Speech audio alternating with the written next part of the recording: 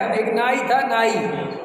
नाई एक राजा की मसाज करता था, सेवा, और राजा उसे रोज का 1 रुपया देता था और उसका 1 रुपया में 25-50 पैसा खर्च होता था, 75 पैसे और 25 और बड़ा खुश रहता, इतना मस्त रहता था वो।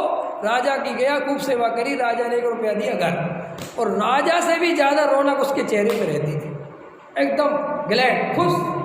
राजा बड़ा सोचे, यार 1 रुपया में बड़ा खुश रहे, पता नहीं क्या है इसको ऐसा लगे। जब आवे एकदम मस्ती से आवे, खूब सेवा करे, कोई कुछ नहीं। राजा बड़ा प्रश्न सोचे मन में कि जितना खुश क्यों रहता है। एकदम मंत्री को बुलाया, राजा ने कहा इस नाई की प्रसन्नता का राज पता करो, इतना प्रसन्न क्यों रहता है।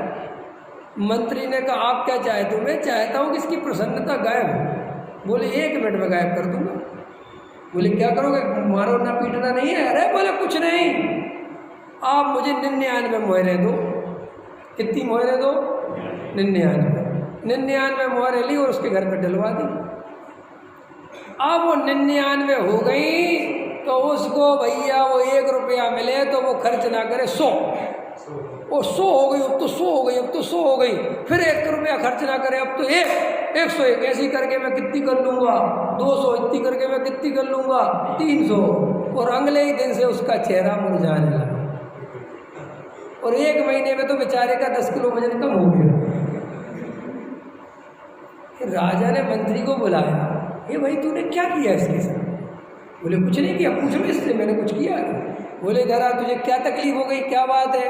बोले कुछ मत पूछो, कोई मूर्ख आदमी, कोई पागल मेरे घर पे 99 मोहरें रख गया और मैं उसके 100 और 100 के 200 करने में मेरी ज़िंदगी बर्बाद हो गई। समझ में आया कि नहीं आया? ये उदाहरण है। तो राजा ने कहा ला सारी मोहरें, फिर लाया। बोले भी कहीं मिलेगा, फिर मस्त हो गया। ऐसे ही जो रुपया पैसे मकान दुकान वाले जो बड़े अरबपति तुम्हें दिखते ना, इन पर खिचड़ी नहीं पचती। खिचड़ी, पनीर तो बहुत दूर की बात है। ये बेचारे खिचड़ी खाते हैं और वो पूछते रहते, असिस्टेंट खड़ा रहता है शेर कहाँ से कहाँ पहुँचा।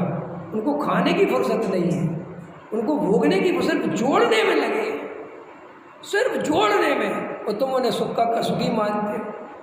इन नेताओं को तुम सुखी मानते हो जिनकी ज़िंदगी देखो तो माँ कसाए, बाप रे बाप, कितनी आकुलता, कितनी तकलीफ, कितनी आकुलता। राजपाट, इन जीवों को तुम सुखी मानते हो और तुम इतना अच्छा शांति से बैठ के समय सार सुन रहे, आत्मा की बात सुन रहे, अपने को सुखी नहीं मानते। अपने को सुखी मानो, अपने को आत्मा अनुभव करो भैया। पर द्रव्य में से सुख बुद्धि तोड़ोगे तो वही आत्मा मिलेगा, वरना नहीं मिलेगा। और जल्दी कर लो जो करना है।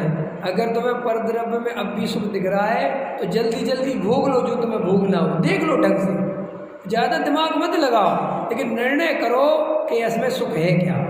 और अगर नहीं है तो फिर विचार करो कि भैया इसकी जगह मैं आत्मा में लगूँ, आत्मा का अनुभव करूँ, सम्यक दर्शन की प्राप्ति करूँ, ना ये बहुत चला जाएगा, कीड़े मकोड़े बन के घूमता रहूँगा, ये जीवन खत्म हो जाएगा।